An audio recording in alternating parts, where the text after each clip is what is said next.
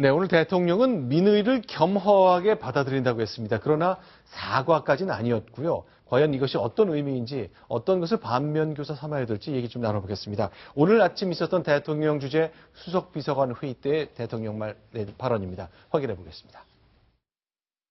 이번 선거의 결과는 국민의 민의가 무엇이었는가를 생각하는 계기가 되었다고 생각합니다.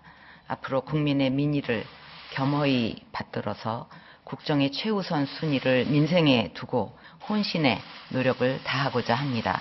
20대 국회가 민생과 경제에 매진하는 일하는 국회가 되기를 기대하면서 정부도 새롭게 출범하는 국회와 긴밀하게 협력해 나갈 것입니다. 선거가 비겼을 때 이 정도쯤 나왔으면 좋겠다 싶은 사람들이 많더라고요. 네. 조금 사실 어떤 민의를 겸허히 받들겠다라는 단어가 들어감으로써 일단은 지금까지 이렇게 참패를 하고도 청와대가 국정을 이끌고 또 공천분란에 사실상 배후라고 지목되어 온 박근혜 대통령이 이렇게 나몰라라 할 수 있는가라는 부분에 대해서 미흡하지만 응답은 한 거거든요. 근데 저 수위가 과연 제대로 된 이 참혹한 결과에 대한 응답으로서 충분했느냐 이런 데 많은 논란이 있고 또 하나는 국회와의 협력 어떤 정부도 국회와의 앞으로 협력을 해 나가겠다 이렇게 함으로써 어떤 그동안 부족하다라는 대화 정치 어떤 야당과의 어떤 접촉이나 이런 부분에 대한 또 의사를 피력했습니다만 이 역시도 과연 충분한 어떤 현재의 특히나 3당 체제가 구축된 이런 상황에서 대통령이 충분한 어떤 대화 정치를 표현한 것인가 역시도 많은 논란을 낳고 있습니다.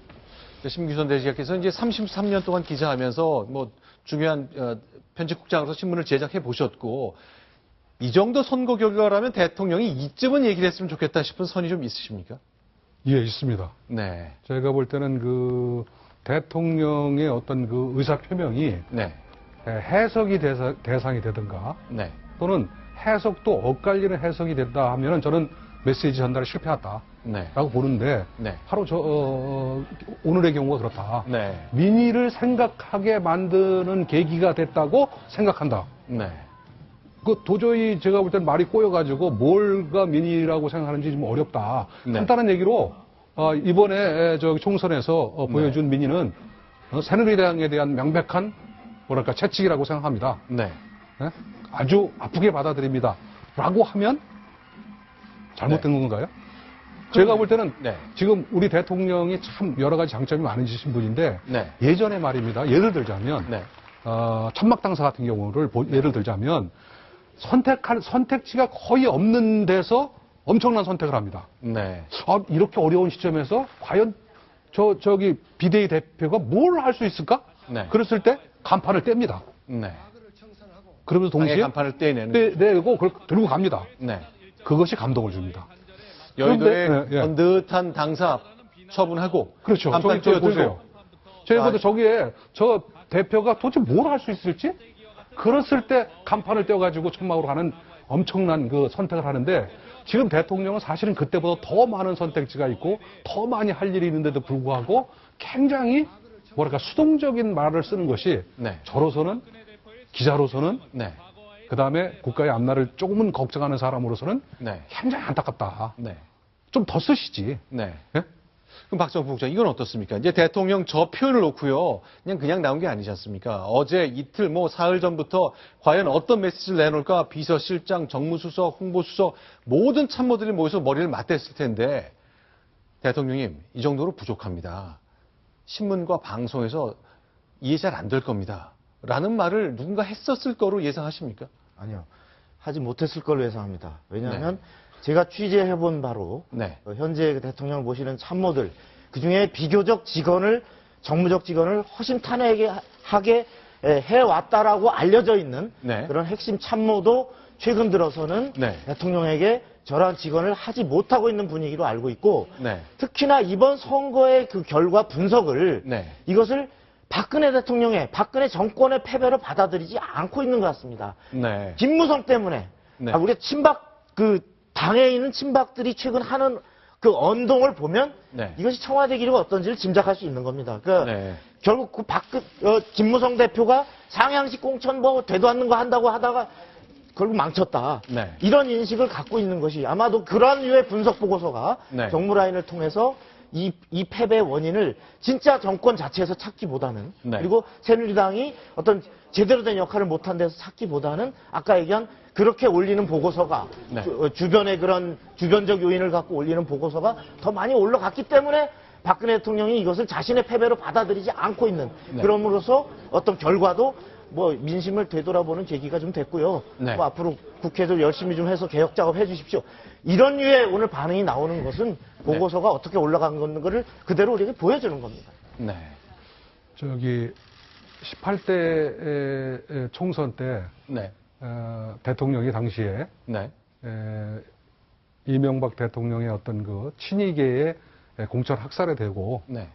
저도 속고 국민도 속았습니다라고 그랬거든요. 네. 간단하지만 명쾌했습니다. 네. 실제로. 그리고 나서 친박들은 친박연대를 구성해가지고 전원 다 가서 살아 들어오고 네. 제가 기억으로는 25명 정도가 살아 들어온 걸로 친박연대 플러스 무소속이. 네. 그리고 나서 그 당선된 다음 날 바로 대통령이 당선된 달성에 가가지고 네. 뭐라고 얘기하냐면 대통령은 전원 다 복당을 시켜야 된다. 네. 왜? 잘못된 공천의 희생양이기 때문에 전원 다 복당시켜야 된다고 분명히 얘기했습니다. 네. 그 사이에 도대체 무슨 변화가 있었는지 네. 그것이 궁금합니다. 그런 면에서 제가 볼 때는 박성원 부국장이 잘 요약했지만 네. 제가 볼 때는 누군가가 말을 했느냐 전달하느냐 이거 있잖아요. 네. 그건 대통령의 책임입니다. 대통령이 그런 말을 할 수 있는 분위기를 만들어주고 그래야지 말도 하는 것이지. 네. 그렇게 어려운 입장에서 누군가 얘기를 했는지 네. 저는요. 직을 걸고 무슨 얘기를 하라는 것 부분에 대해서 네. 굉장히 회의적인 사람입니다. 아, 그렇게 못할 것이다. 예. 그러니까 네. 직을 걸고 뭘 해라는 건 굉장히 회의적인. 그래서 후배들, 제가 편집국장 시절에도 네. 후배들한테 그 칼럼 같은 거 쓸 때 네. 아주 그냥 그냥 쉽게 직을 걸고 얘기를 하라든가 직을 걸고 얘기하는 사람 왜 없는가? 네. 라고 하는 건 조금 좀 피해줬으면 좋겠다. 아, 그렇게까지 주문까지 하신 겁니다. 예. 왜냐하면 네. 자주 얘기를 하라 차라리. 네. 자주 얘기를 하고 올바르게 얘기를 해야지 직을 걸고 얘기하는 건 참 어렵다. 자, 일단 오늘 지금 보시는 장면은 8년 전이죠. 박근혜 대통령이 대표를 마치고 의원 시절에 네. 친이계가 주도하는 이른바 공천 학살에 당했을 때의 모습입니다. 네, 나도 속고 국민도 속았다 뭐 이렇게 그 굉장히 유명한 기자회견을 할 때의 모습이었습니다. 자, 일단 오늘 대통령의 수석 비서관 발언 보면요. 평소보다는 좀 분량도 좀 짧고 네. 간결하게 말을 길게 하지 않으려고 한 생각이 좀 보이죠. 네, 원래 그 수석비서관 회의 때 한 15분 정도 분량 모두 발언을 하는데 오늘 같은 경우에는 6분에 불과했고요. 네. 그 중에서도 이제 뭐 온 국민이 총선에 대해서 무슨 메시지를 내놓을까 했는데 앞부분에 한 43초 조금 아까 들으셨던 겸허히 받아들인다. 그 정도의 분량에 불과했습니다. 자, 그러면요. 대통령은 지금 음성을 좀 다시 한번 확인해 봤으면 좋겠는데 과거에 비해서는 조금 힘이 빠진 듯합니다. 그 영상 보고서 계속 이어가 보겠습니다. 지금 우리나라는 대내외적 어려움에 직면해 있습니다. 이럴 때일수록 우리 경제의 체질을 바꾸기 위한 개혁들이 중단되지 않고 국가의 미래를 위해 이루어져 나가기를 바랍니다.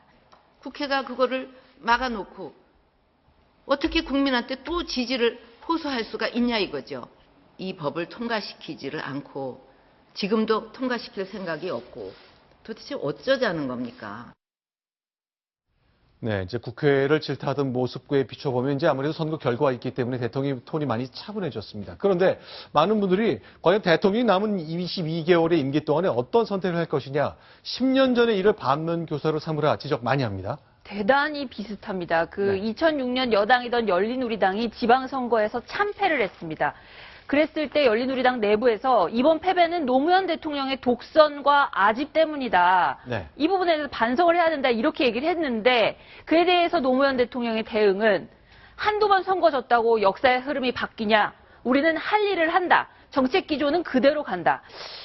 지금 박근혜 대통령의 청와대도 마찬가지로 묵묵히 우리는 민생을 챙기고 경제를 챙기겠다 이렇게 얘기를 하거든요. 이번 선거에 대해서 그렇게 큰 충격으로 받아들이진 않았는데 네. 당시 2006년도에 어떤 상황이 발생했냐면 8개월 후에 당이 거의 쪼개지는 상황으로 갑니다. 네. 그리고 노무현 대통령에게 탈당을 요구하게 되고요. 네. 거의 분당 수준의 해체 수준으로까지 가서 정권도 내놓게 되는 그런 결과를 빚었죠. 근년 들어서 대통령이 집권당에서 탈당하지 않은 경우는 이명박 대통령이 유일했고 누구도 예외 없이 노태우, DJ 예외 없이 다 탈당했거든요. 자, 어쨌건 이런 상황, 10년 전에 이런 길을 걸었는데 과연 박근혜 대통령은 22개월 동안 어떤 선택을 할지. 자, 참패는 민심의 흐름을 받아들인다. 근데 하지만 하던 일은 계속 같은 방식으로 하겠다고 선언한 거나 다름없었거든요. 자, 그런 점에서 박근혜 대통령의 마음을 가장 많이 한다는 이번에 또 다시 당선된 이정현 의원 얘기를 좀 주목해야 될 것 같습니다. 자, 아침에 조선일보를 보니까 인터뷰를 했던데요. 그 대목을 좀 일부 살펴보겠습니다. 박근혜의 남자 이정현, 그는 어떤 얘기를 했을까요?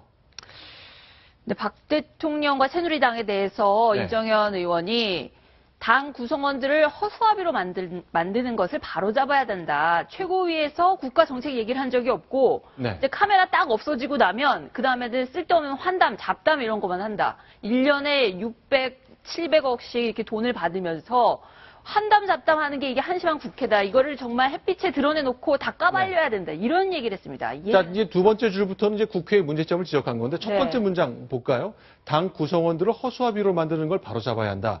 이거를 바로 허수아비로 만드는 주체가 청와대란 뜻으로 얘기한 걸까요? 아니면 뭔가의 다른 그룹을 얘기한 걸까요? 좀 주체가 없어서 좀 애매합니다.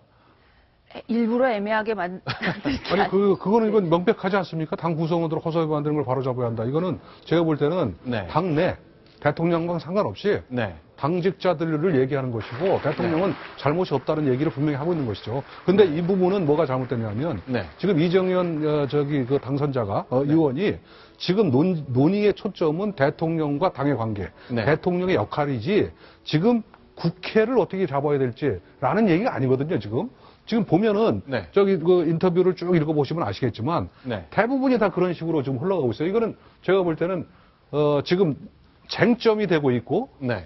논의를 하고 싶어하고 네. 우리 국민이 듣고 싶어하는 얘기와는 관계없는 얘기다. 저는 그렇게 봅니다. 자, 그러면요. 박근혜 대통령의 정치 스타일 관련해서도 기자가 당연히 물었겠죠. 대통령을 가장 많이 이해한다고 하니까 어떤 답이 나왔습니까? 근데 그 답도 조금 제가 보기에는 좀 모호합니다. 뭐냐면 대통령 되기 전까지는 대통령께서 사람들과 많이 접촉을 했다라는 얘기인데 그러면 대통령이 된 대로 제약이 있었다라는 얘기거든요. 그러니까 네. 지금도 사실은 원래 대통령 스타일은 많이 접촉했다는 것을 강조하려고 하는 건지 네. 아니면 지금 못 만나고 안 만나고 있다는 것을 강조하는 건지 잘 모르는 말을 좀 하셨고요. 그런데 그 뒷말은 또 뭐냐면 다른 사람들 관점에서 그러니까 박 대통령을 가리키는 거죠. 그분이 네. 원칙과 정도를 지금 최고 가치로 다른 사람들이 보고 있다라면서 그걸 바꾸라고 요구해서는 안 된다는 얘기를 하고 있어서 네. 지금 상황인데도 불구하고 그 중간에는 물론 좀 더 대화하고 설득하라 이런 얘기도 들어있긴 합니다만 네. 근본적으로 박근혜 대통령께서 뭔가 잘못되고 있는 건 아니다라는 네. 식의 얘기를 여전히 하고 계시긴 합니다. 자, 이정현 의원은요. 자신이 순천의 유권자를 대하는 방식대로 대통령이 우리 국민을 대하면 좋겠다 하는 답이 좀 나와야 되는 거 아닌가 모르겠네요. 2년 동안 내가 순천에 241번 내려가는 비행기를 탔다고 얘기하거든요. 그러면서 심지어는 순천 출신이고 지역 출신인데도 불구하고 조금 더 그분들에게 다가가기 위해서 그 지역 사투리까지 더 연습을 해서 갔었고 자전거로 선거운동을 했었고 지역 실상을 낱낱이 알기 위해서 마을 회관들을 다 돌았던 분인데 그럼에도 불구하고 현재의 대통령께서 만나는 것은 어쩔 수 없다라는 식으로 오히려 또 방패를 하고 계셔서 네. 저 그걸 또 복심이라서 그러신 건지 네. 아니면 대통령에 대한 충정이 그만큼 나타난 건지 아니면 여전히 대통령만은 보호하고 싶어하는 마음인 건지 어쨌든 좀 모호한 대답을 하셨습니다. 알겠습니다. 자, 이정현 의원 이제 어렵게 호남 지역에서 재선에 성공했고 이제 비례대표까지 합치면 3선이 됐는데 자, 과연 어떤 선택을 할지 이제 당대표 도전을 얘기했거든요. 근데 마지막으로 좀 한숨 마시고 저기 대통령 원칙 바꾸라고 하면 안 된다는 표현 있잖아요. 네. 어느 국민도 대통령의 어떤 장점이나 원칙을 바꾸라고 한 적이 없습니다. 그 네. 부분은 좀 명백히 해줬으면 좋겠어요. 저기 원칙 바꾸라고 한 적 없어요. 네. 수단과 방법을 좀 바꿔줬으면 좋겠다는 것이지 네. 대통령이 가지고 있는 장점 있잖아요. 네. 그런 부분을 버리라고 한 적이 없습니다.